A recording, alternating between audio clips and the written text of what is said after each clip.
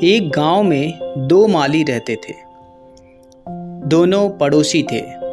दोनों के पास अपने अपने बागान थे और वे उनमें तरह तरह के फलों के पौधे उगाते थे।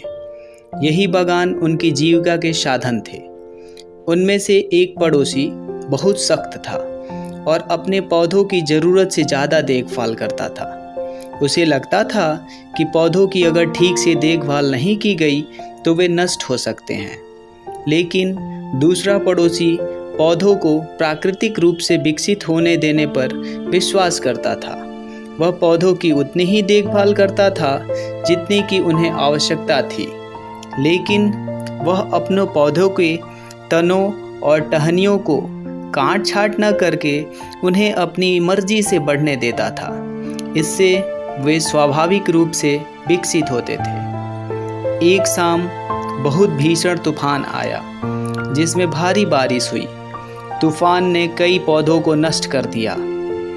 अगली सुबह जब सख्त पड़ोसी उठा तो उसने पाया कि उसके सारे पौधे उखड़ गए और बर्बाद हो गए थे। वहीं जब दूसरा पड़ोसी उठा तो उसने पाया कि उसके पौधे अभी भी मिट्टी में मजबूती से लगे हुए थे, इतने तूफान आने के बावजूद भी। रिलैक्स पड़ोसी के पौधे खुद ही चीज़ों का प्रबंधन करना सीख गए थे, इसलिए इसने अपना काम किया। उसमें गहरी जड़ें उगाईं और मिट्टी में अपने लिए जगह बनाई।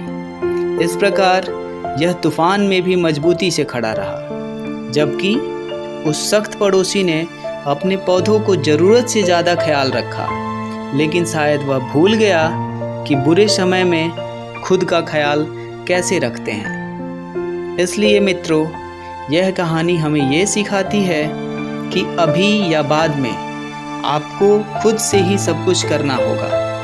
जब तक माता पिता अत्यधिक सख्त होना बंद नहीं करते, तब तक कोई अपनी समझ के अनुरूप काम करना नहीं सीख पाता।